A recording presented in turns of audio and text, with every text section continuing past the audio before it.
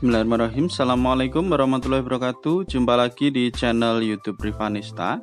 Masih di sudut edukasi, belajar mudah dan menyenangkan. Bagaimana kabar adik-adik sekalian, khususnya untuk siswa-siswi kelas 4? Semoga hari ini kalian dalam kondisi yang sehat ya. Karena dengan kondisi yang sehat pastinya kita bisa melakukan berbagai kegiatan yang kita inginkan. Dan dengan kondisi yang sehat pula, pastinya kita bisa belajar bersama untuk membahas soal-soal dari buku penilaian Bu Pena untuk SD atau MI kelas 4 ya. Yang mana kita bahas jilid 4D, tema 8 daerah tempat tinggalku. Dan ini kita masih di subtema 1 ya.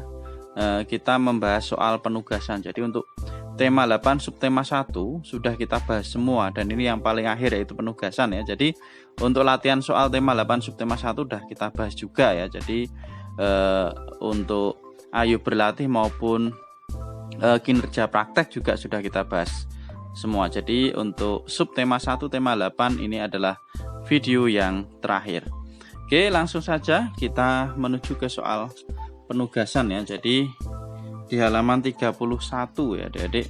Untuk yang latihan soal subtema 1 halaman 32 sampai dengan 34 sudah kita bahas di video sebelumnya. Jadi yang ketinggalan bisa dilihat di playlist ya, Bu Pena kelas 4. Oke, langsung saja kita lihat di sini. Ya, ini perhatikan urutan gambar berikut ya. Ini adalah kancil ya. Kemudian ini yang ada di sini adalah buaya ya, ada beberapa ekor buaya. Kemudian gambar yang kedua, ini terlihat kancil berada di atas buaya ya. Nah ini tempatnya adalah di hutan tentunya. Nih kita lihat pohon-pohon yang ada di sini. Kemudian ini adalah sungai. Jadi ceritanya ini kancil mau menyeberang sungai tetapi tidak bisa lah. Kebetulan ada buaya. Kira-kira apa yang terjadi antara kancil dan buaya ya? Ini kita diminta lakukanlah tugas berikut dengan teman sebelahmu.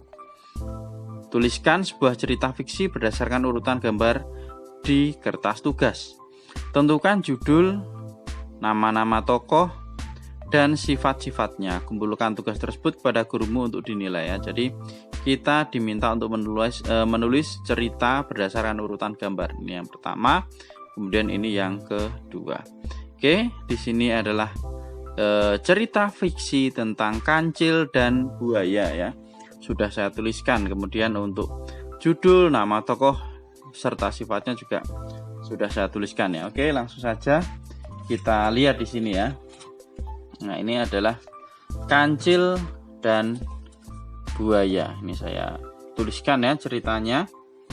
Jadi suatu hari kancil sedang mencari makan di hutan. Ada seekor buaya lapar ya, mengintip dari sungai. Kancil hendak menyeberangi sungai, namun sungai tidak terbelah oleh benda apapun ya. Jadi mau mencari jembatan atau apapun yang bisa untuk menyeberangi, tapi tidak ada. Si kancil bingung dan ia segera mencari akal. Jadi terlihat ya, tadi ada gambar yang pertama ini ya, kancilnya. Nah, bingung bagaimana ya dia mau menyeberang. Nah, saat kancil diam di tepi sungai, datanglah seekor buaya. Hai kancil, aku sedang lapar dan ingin memakanmu. Nah, itu ya. Buayanya bilang seperti itu. Kemudian kancilnya menjawab, baik, kalau perlu panggil teman-temanmu untuk ikut menikmati dagingku ya.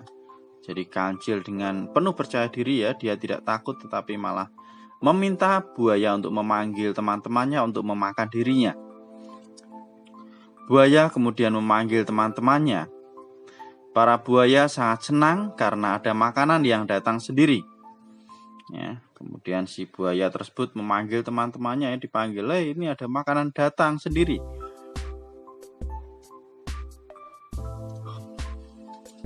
Kemudian kancil meminta buaya berbaris untuk menghitung jumlah buaya agar mendapat bagian sama ya. Jadi alasannya kancil disuruh berbaris adalah untuk menghitung ya, agar mendapat bagian daging dari kancil itu sama. Tentu saja si buaya setuju. ya dengan alasan tersebut. Para buaya sangat senang dengan ide kancil.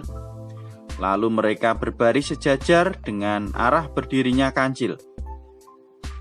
Dengan segera kancil melompat melewati buaya sambil berhitung 1, 2, 3, 4 dan seterusnya hingga kancil berhasil menyeberangi sungai ya. Jadi si buaya pun berbarisnya dengan rapi ya tadi, dengan rapi supaya dengan mudah bisa dihitung oleh kancil, padahal itu semua adalah akal dari si kancil.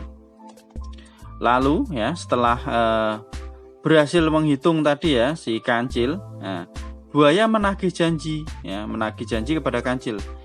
Gimana Cil ya, tadi sudah kamu hitung semua. Nah, sekarang saatnya aku memakan kamu. Nah, gitu ya. Istilahnya sama si buayanya. Nah, namun kancil mengatakan bahwa sesungguhnya dia memanfaatkan buaya agar bisa menyeberangi sungai ya. Ini adik-adik ceritanya si kancil tersebut. Memang si kancil itu terkenal dengan binatang yang sangat cerdik ya. Dia sangat cerdik sehingga dalam kondisi apapun ya, termasuk dia menghadapi musuh yang sangat menakutkan ya seperti buaya, dia juga tidak gentar ya, tidak takut. Nah, bahkan dia malah mendapatkan ide ya di saat dia buntu bagaimana cara menyeberang. Nah, kebetulan ada buaya, dengan gagah beraninya dia meminta buaya untuk berbaris.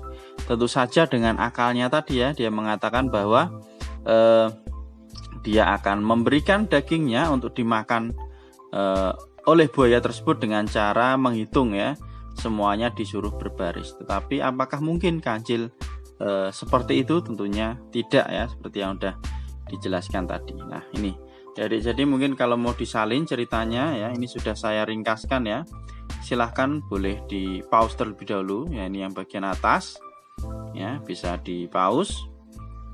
Oke, kemudian saya geser ya yang bagian bawah ini. Jadi intinya dalam cerita kancil itu memang kebanyakan kancil dia memiliki ide-ide untuk melakukan sesuatu ya, untuk terhindar dari mara bahaya ya.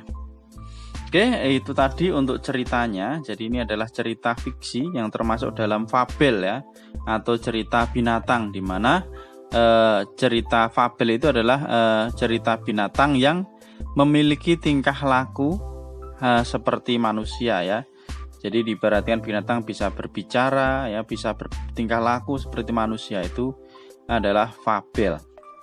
Nah, sekarang berdasarkan urutan gambar ini tadi ya. Jadi yang pertama ini kancilnya mau menyeberang tidak bisa, kemudian ada buaya, kemudian yang gambar yang kedua tadi adalah akhirnya dia bisa menyeberang dengan cara menghitung jumlah buaya ya, untuk mengelabui atau membohongi buaya ya, bahwa dia menghitung. Nah, oke, kemudian setelah itu tentukan judul, nama tokoh dan sifat-sifatnya. Oke ya, di sini sudah saya tuliskan ya judulnya, Kancil dan Buaya, atau mungkin bisa juga judulnya dikasih judul Kancil yang Cerdik ya.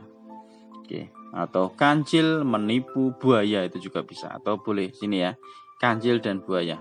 Oke, kemudian setelah itu ini ya, saya tulis ulang judulnya Kancil dan Buaya.